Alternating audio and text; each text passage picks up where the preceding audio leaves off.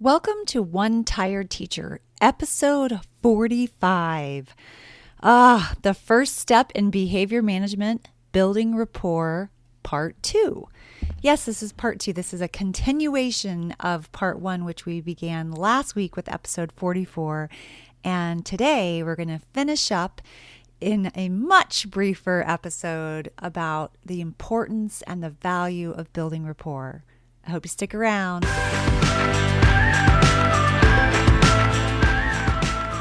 Welcome to One Tired Teacher. And even though she may need a nap, this teacher is ready to wake up and speak her truth about the trials and treasures of teaching. Here she is, wide awake. Wait, she's not asleep right now, is she? She is awake, right? Okay. From Trina Devery Teaching and Learning, your host, Trina Devery. Hey, so we are back. Last week we talked so much about building rapport and really looking at what an important part of the piece this is, because we are now starting into our behavior management, classroom management, behavior modification, discipline, classroom, all kinds of things that we'll be talking about for the next several weeks. Mindset around your classroom, just so many things that have to do with really managing your classroom and eliminating some of those massive behavior problems that we are seeing all over the place, which is something that I deal with on a daily basis as a student support specialist. That's my job, is all that. It really isn't really the job that I thought that it was going to be, but it is the job that I have. It is a constant response to behavior problems in the classroom. And it is literally all day long, jumping from one thing to the next. Miss Devery, Miss Devery, Miss Devery, Miss Devery.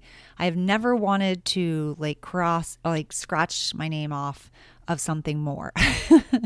It's pretty crazy. So what I want to talk about all the things that have to do with behavior. But one of the first things that I really want to focus on is building rapport, because that is a proactive experience and a system, not a system, but a proactive response to behavior.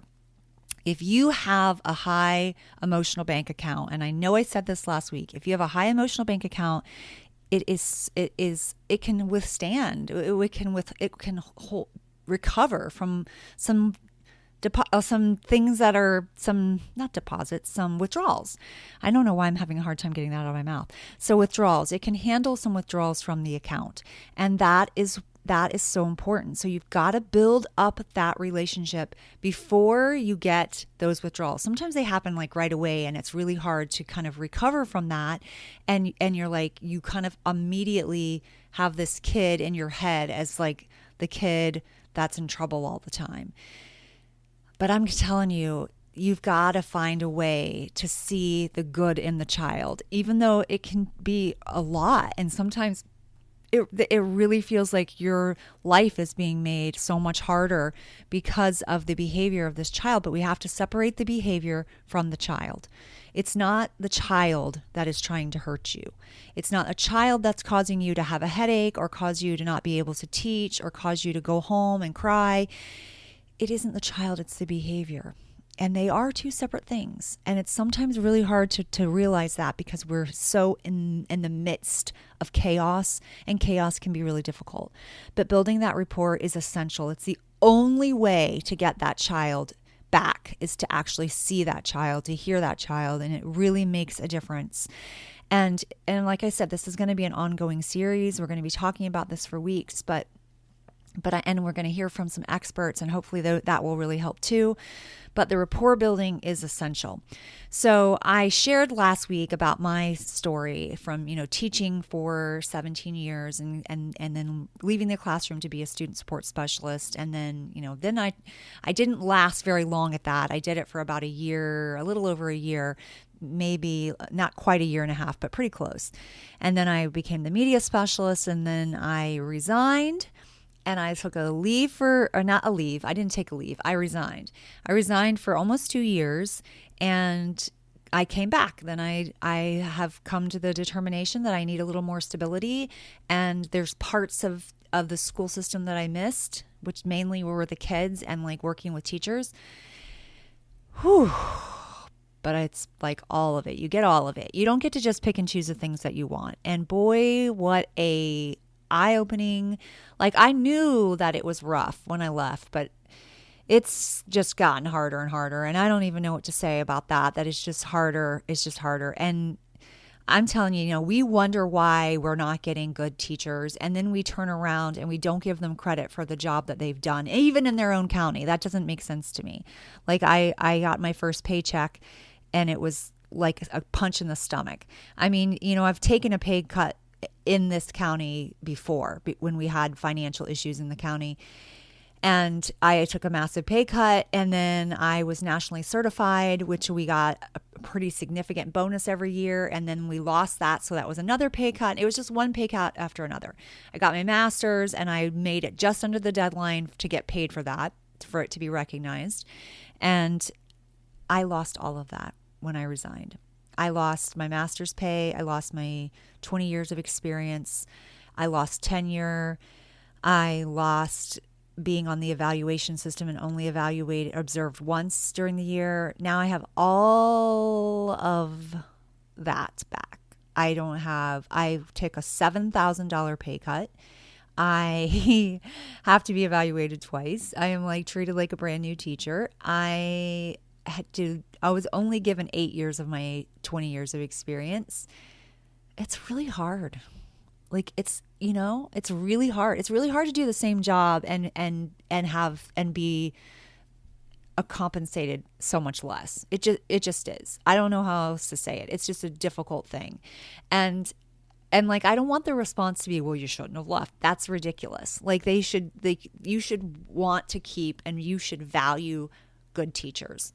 All of my evaluations were highly effective. I should be valued. Like, that doesn't make sense. And so it's really frustrating. So it makes the job really hard. And I'm sharing this because it's like, I get it. I get that you have some things that you bring into your career, and you're like, I mean, whether it's like things like that where you feel demoralized from the get-go, or it's like you've got stuff going on in your personal life, or you've got health issues or what, and maybe you have health issues because of the job.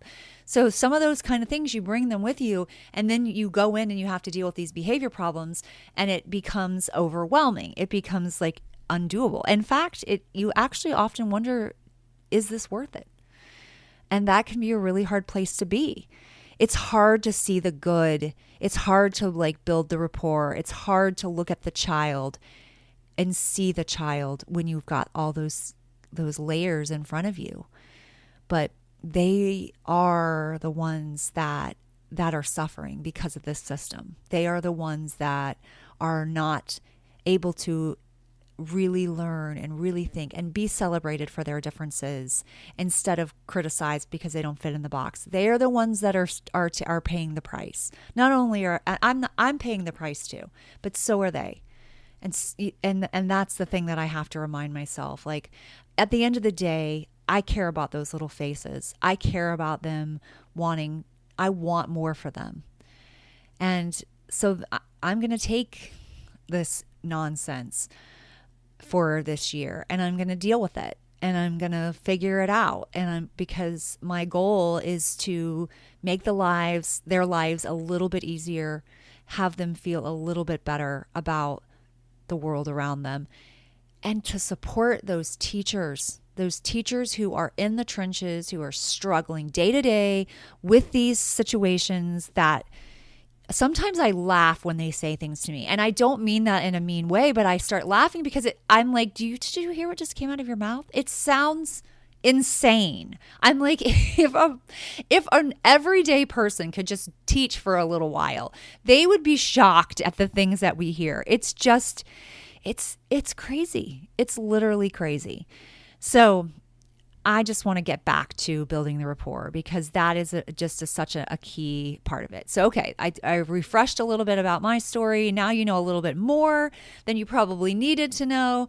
And hopefully you're on the same page with me and you're ready to think about like classroom rapport, building that rapport. So through the years, and I don't know if I talked about this last time, I don't think I did, but through the years, I learned a lot about the classroom, like classroom management. And I learned from experts like Harry Wong and Fred Jones. I love Fred Jones. I just think he just writes the best. His book is so funny and so applicable and so true and easy to read. It's Tools for Teaching. I highly recommend it. I'm going to link to it in the show notes, actually. I'll link to both of them, but the Tools for Teaching is for sure my favorite. And there's a new Harry Wong book that I just got that I haven't finished reading yet.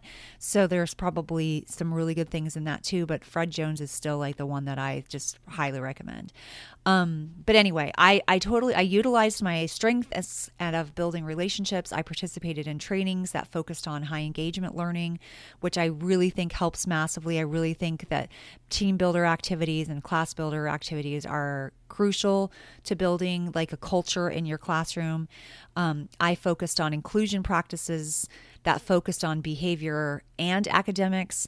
But as the time went on, this training, I feel like it's appearing less and less. And I've even just said this the other day in a meeting. So I know I didn't say this last time because I just said this to someone. We were talking about doing differentiated PD, which was like, hallelujah. Finally, someone was talking about differentiated PD. And then they started talking about putting people in specific groups. And I'm like, that's not differentiated. You're not even allowing them to choose? Like, I don't know. I didn't understand that. I don't understand that kind of stuff. But I think we walked away from that, hopefully. And we're going to allow people to make a choice. But they were talking about they didn't have time for behavior management. And I was like, oh my gosh, I wanted to scream. I wanted to stand up and start screaming. And that's why I love having a podcast, because you can just say whatever you want. It is like a chance to say what you want. Sometimes I just want to get to the real nitty gritty of things, and no one ever has the chance to speak about it. But hey, I already lost everything. So I have nothing else to lose. And if it's my job, then I'll find something else, because I don't have anything else to lose, people. You've already basically, I'm just going to say it screwed me in a massive way. So I don't have anything to lose. I wanted to scream. I wanted to scream that when we say we don't have time for behavior management, we don't have time to do professional development on behavior management. I want to scream because that's like saying I don't have time to stop and get gas. I still have to drive my car to all the places I have to drive. And if I don't take the time to stop and get my gas, I'm not going anywhere. Guess what, people? If you don't take time to understand classroom management, if you don't take time to build rapport with your students, you're not going anywhere. You're not going to be covering standards. You're not going to be even testing them. You're not going to have a chance to do any of those things because you're going to be responding to behavior. You're going to do what a lot of people do, which is hand your power right over and call the office and have the office deal with it every single day, 25 times a day. Maybe that's what you have to do because you are trying to survive. There has to be a better way. Your problems are not going to be solved. That is just a temporary solution. There has to be a better way. We have to put those things back in our trainings. We have to put that back in our professional development plan. We have to stop for gas. We have to build relationships. We have to have a culture and a community. And if we don't, we are becoming more a part of the problem that we're seeing that we keep blaming everything else for. It's us too. Like, we have to take some responsibility and we have to be a part of the solution. And the solution has to do with creating those cultures, creating that inclusive environment. We're creating relationships with kids. So again, I wanted to scream at that meeting, but hopefully I didn't scream. I was quiet. But hopefully, I spoke up about that. I said we have to stop putting that to the side, but who knows if it worked or not. I don't even know what we ended up doing, because sometimes you have to zone out before you do start screaming. So anyway, instead of determining why kids were behaving the way that they were or the way that they are, we really started. All we do is we focus on this data, but specific kinds of data, and not how much instructional time is lost, because we're losing that when we really are losing that when kids are rolling around on the floor. And I really feel like the pressure of evaluations and this really made determining the why of behavior less relevant, because our VAM score mattered more than the relationships were mattering. And that's what seems to be happening. Like it's like we're in a sociological experiment, and we're not doing very well in the experiment, because we let these things go because we don't think we have enough time, or we don't think it's important enough, or we don't value it enough. And I know that's not true. I know teachers value relationships. I know teachers care about kids. I think sometimes we end up acting in a way we didn't expect, because the pressure and the demoralizing behavior gets to be too much. And it's heartbreaking. So after my first 2 years, I really rarely had behavior problems. But that's because my main focus was building relationships and community in my classroom. And that doesn't mean I was perfect at it, because there were plenty of times that I wasn't, and then I failed miserably. And I had situations that I could not handle. And even when I went into the media center, like, I felt like I was a brand new teacher again, and it was rough. They pushed my boundaries, and I cried every single day, and it was hard. And I called the office all the time. But again, I had to stop that. And I think I did talk about that last week. I think I talked about how I had to stop that. I had to do some research. I had to do some figuring out. I had to do some problem solving. I couldn't have it handed. It wasn't going to be handed to me. No one was going to help me. No one was going to come to my rescue. I had to figure it out. I had to focus on team building. I had to focus on class building. I had to focus on rapport. I just had to. Okay, so I'm going to calm down. So last time I gave you some rapport building strategies and some things that you could do. I talked about, the class meetings and secret handshakes at the door. And I talked about like going and participating where kids are, like when they invite you to parties and things like that. And I talked about talking to them about personal things. And I talked about letting them vote on things they'd like to do, giving them some choices, giving them some power back. I talked about that really cool thing that one of my friends did about the pouches on the back of the chair and putting like compliments in their bag, and like celebrating the successes in your classroom. We talked about room setup and how important that is. And we talked about allowing them to do, to be in comfortable spots, and and like proximity, and how important that is, and how we need to be close to them. And I talked about that.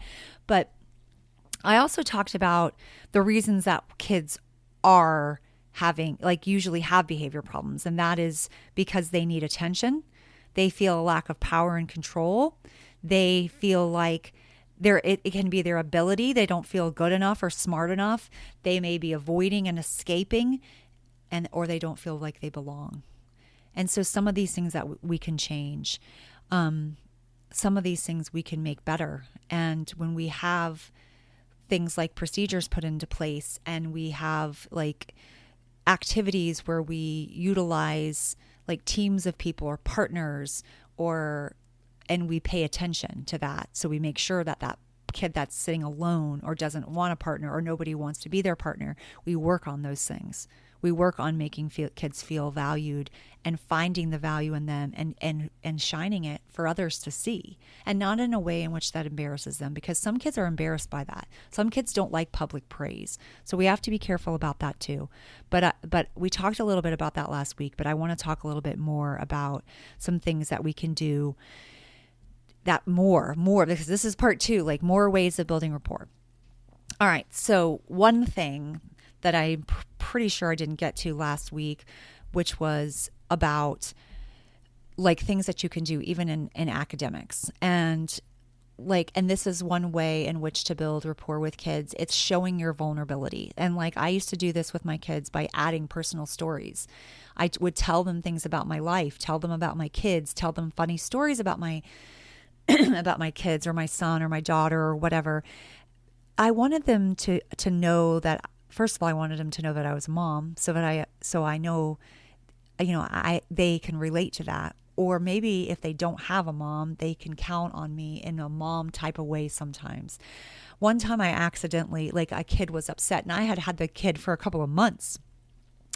And so I was like, oh, sweetie. And I leaned down and I ended up kissing him on the top of the head, which I know you're like, oh my goodness, she can't do that, which of course you can't do that. Like that, it was totally an accident. And I kissed him right on the top of the head. I didn't kiss him on his face or anything, but I kissed him right on the top of his head. And I was like, oh, I go, I'm so sorry. I'm like, for a minute, I thought you were my son. And his face like lit up with the giantest smile. And I do not recommend that you do that because you can totally find yourself in some kind of trouble. But I was like, it was a complete accident. But I mean, I turned it around because, well, it's true. It was true. I did for a moment feel like he was my child. And I'm like, I'm so sorry, sweetie. He's like, it's okay. That was when my name was, a different last name. It was Drayless. And he's like, it's okay, Miss Drayless. And he like hugged me really tight. And I was like, oh, sweetie. Like it just, those moments when you do accidentally think that they're your kids for a few minutes, like, and not by kissing them, but like by anything, like any words that you say or, the actions that you have, like, kids that makes a kid feel they belong and like you love them. And when they know you love them, it's a totally different ball game. It changes everything. Another thing that I would do, like with academics, for example, when at the beginning of the year, I would have this procedure for setting up like readers workshop and like what we were going to do and how we were going to choose just right books. And I had this activity where I would use 3 kids to help me, and they would we were talking about choosing just right books. And I'd have these 3 kids and I would use this visual of like, this is what it looks like to choose a book that's, just right for you. This is too hard and challenging. This is too easy. And I would allow them, like I'd use these 3 kids and I had these 3 different shirts. Because I wanted to show them what it felt like. Like when you pick a too hard book, a book that's too hard for you, it's kind of like putting on something that's really tight. It's a little bit uncomfortable and it doesn't fit properly, and it's kind of hard to wear. And sometimes it's appropriate for us to wear something that's tight, like a bathing suit when we're going swimming. Like that might be an appropriate time to have something on that's tight, or like a, wetsuit or something like that. So there are times that we do that, like when we want a little bit of a challenge or whatever. And then I would give them my son's old shirt from when he was like 18 months old. Maybe it was a little bit less. It might have been like a 12-month old. It's a really small shirt. And even the smallest kid in your class couldn't fit in it. And like, it's too tight. They can get it on, but it's too tight. And I'd always pick someone that I knew wasn't going to rip it, but it was also going to be way too tight for them and look like they were a giant in a shirt.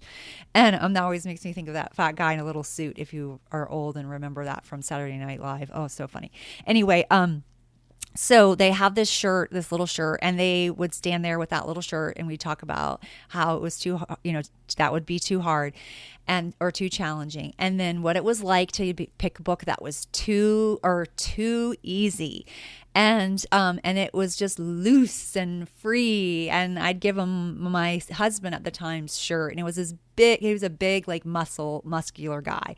So I'd put this giant sweatshirt on the top of this kid, this second grader, and it would be like, this is way too big. And so we're not going to always wear clothes that are way too big for us. Like there are times that we put on a big, giant, cozy sweatshirt when we're cold and we want to be comfy and we want it to be easy to put on. And we talk about that. So, and then the kid is in this, this big shirt, and they're laughing. Everyone's laughing because their they can't even see their hands because the arms are so long. And then I go in, but most of the time we want to pick what's just right. And so then I'll have the kid in a just right shirt, which is a shirt that's like their exact size. And it's like perfect. And all 3 and I always pick, I usually pick someone that like has kind of a hard time already. Like I can already tell that they might be having a little bit of a hard time. I usually pick them for the too tight shirt because they can't help but laugh because it's funny.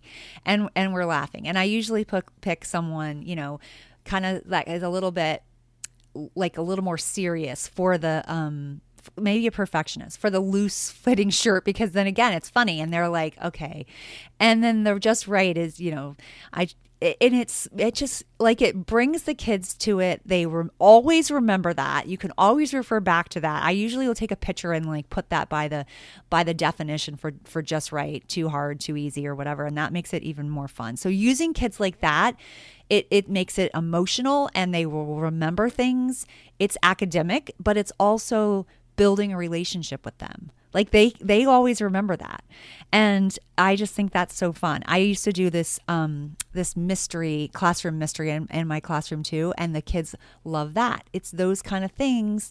It's those high engagement activities, and it's these it's like using different modes of learning, like using drama, using the arts, that really can really make a difference for kids, especially kids that feel like things are hard.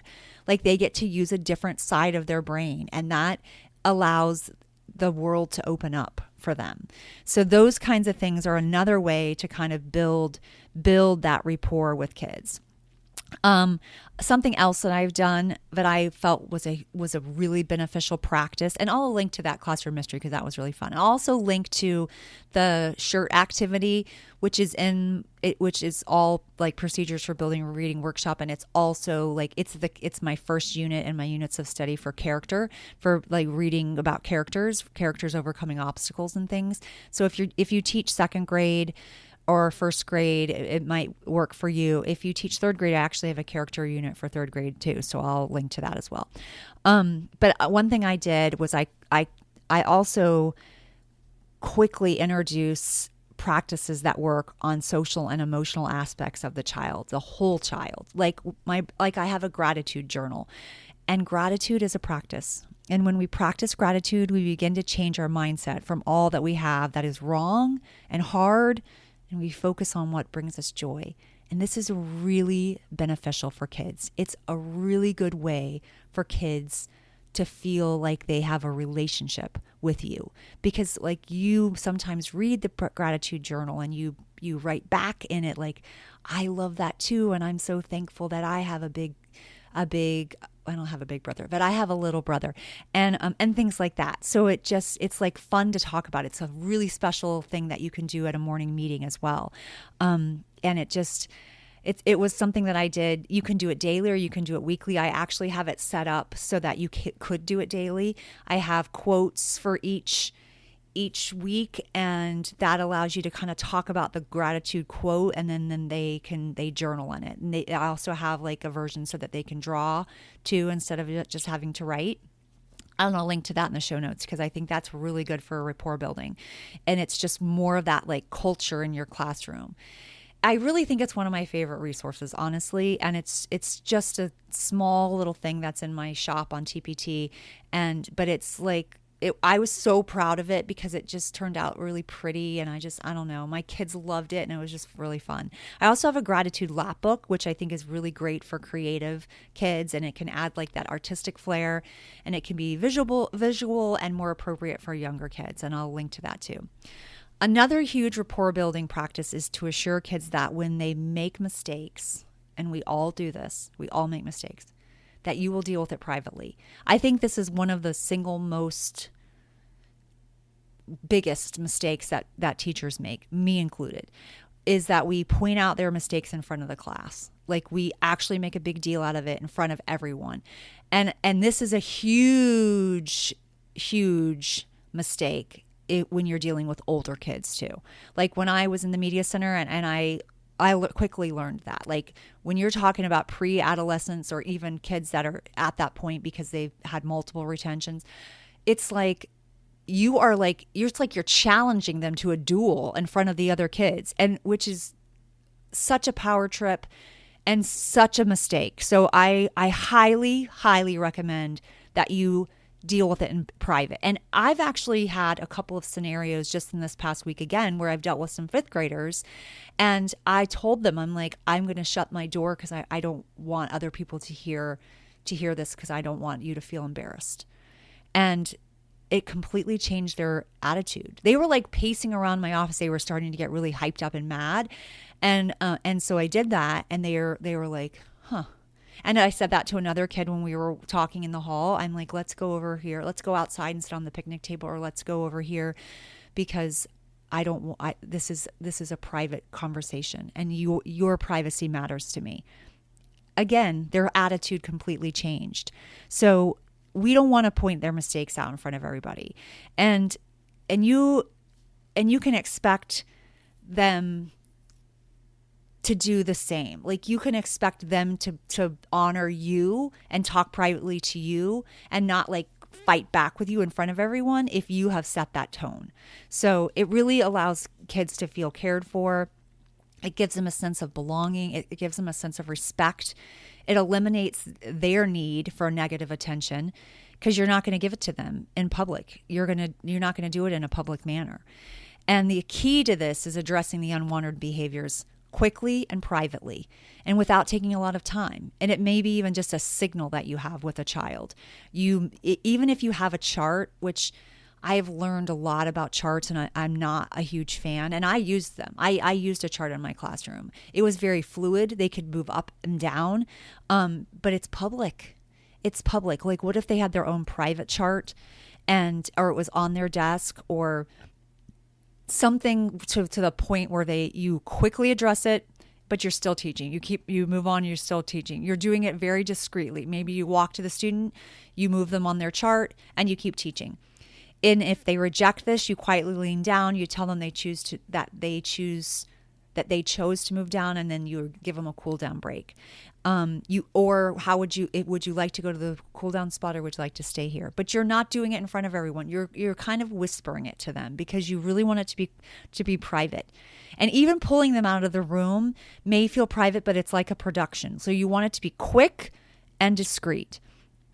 And then you want to keep it to a minimum. Like, if you have to have a longer conversation with them, it has to wait, because if you're in the middle of teaching, because now it's like a big negative attention seeking thing that's happening, and they're getting it. And that's not what we want to do, because that negative attention breeds more negative attention.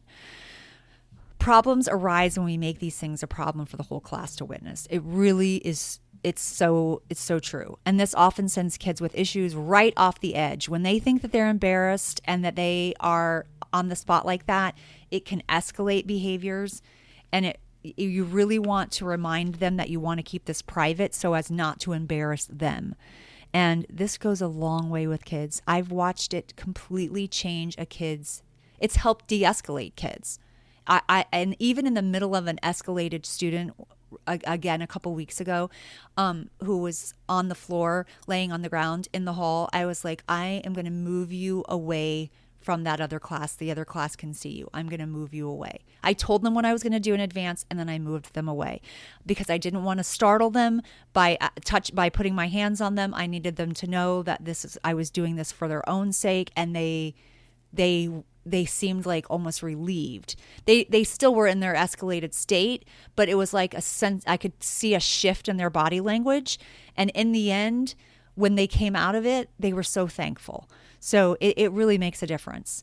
Here's the biggest key. After you have moved them down, or you've taken a stick from a cup, or whatever your private indicator is, pay attention for the small win. Really, really focus on them for the small win.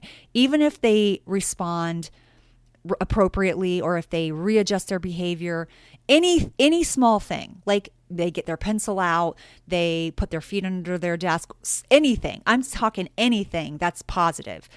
Then you want to privately celebrate this and quickly move them back up. Return the stick. Put them back on the color that they needed to be.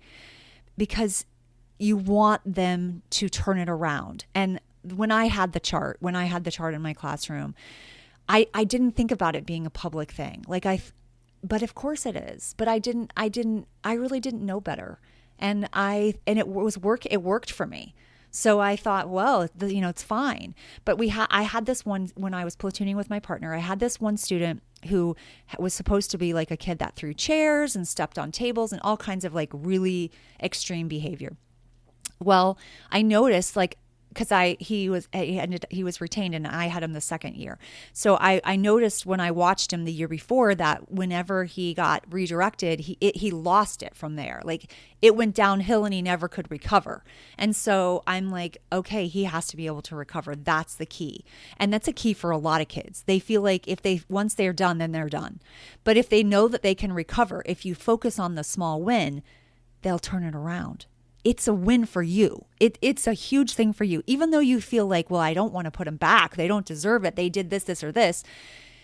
That's when it's like you've played a trick on your own mind. Like, it's like you've lost the point of it. And the point of it is for them to turn back around. So even if we're rewarding things that they should be doing naturally, we need them to turn it back around. So it's really important. Let me tell you about the stick idea, though, because I think that that's a good system. Because you definitely want your systems to be easy. So one thing I just implemented it, or helped the teacher implement it in her classroom for this student who was like doing a lot of impulse control issues. Like, he was yelling out constantly, or up and out of his seat, or blurting things. And I'm like, how about we put sticks in a cup, and you can start with 5 or you can start with 3, depending on how severe it is. If it's because you want them to have some small wins. You want them to be successful. If there's no possible way that they're going to be able to do it, then it's pointless. So for this, I actually said to use 5 sticks. And I'm like, every time they do, they don't control their impulses and they yell out, or they blurt out, or they get up out of their seat and they bother someone else. And I actually think kids should be able to move around. So I think if they're a kid that wanders, they need to have a specified area that they can wander. But if, let's say, they do, something else beyond that, then they have used up one of their impulses. So you take a stick, you discreetly take a stick, and you just keep teaching. And please make sure you raise your hand, and you take the stick, and off you go. And so they have this stick. So if they have at least one stick left in their cup at the end of the time period, and sometimes you have to break the day up into 2 parts, like before lunch and then after lunch, or whatever is like kind of a midway point. And then if they have a stick in their cup, then they get to choose something like, a pencil, or to work with for 10 minutes with their shoes off, or something. Make it cheap, so it's not like they get to go to the treasure box and you have to keep paying for it. Make it something that they would like to do, or they get to be the line leader, or something that kids like. So make it easy for yourself. So they get that, and then they go through then they get all their sticks back, and they go through the next part of the day. And if they end with at least one stick in their cup, it's a reward again.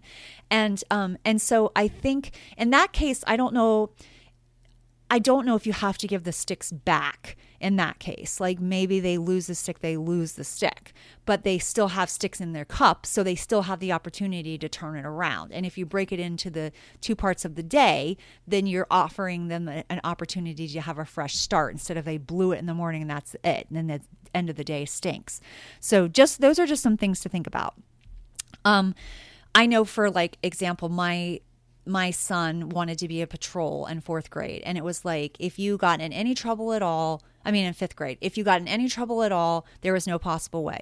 Well, he got in trouble at like the very beginning or end of the year, or whatever it was. I don't remember the exact thing, because he's in 10th grade now. But he lost it, and there was no way for him to recover at the beginning of the year. And I'm like, well, you've just ruined it for yourselves, because there's nothing for him to work towards. A lot of kids need something to work towards. And you may think that's ridiculous and that they should be able to do it on their own. But guess what? They can't do it on their own sometimes. Sometimes they actually need us to teach them how to do it on their own. So this is one way to do that. Give them something to work towards. And it doesn't have to be like, a tangible thing every single time. Maybe it's a hug. Or maybe it's something like that. Maybe it's 5 minutes to go to the bathroom and wash their face off and just escape for a moment.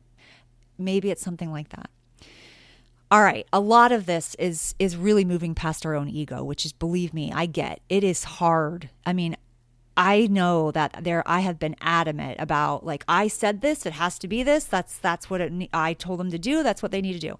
But when we're sending them, and I always felt like we were sending this message to other kids that if I let them get away with this, then they're not going to think I mean business. And that works for most kids. But for kids with issues, with kids with trauma, learning problems, home issues, or even mental health issues, it doesn't work.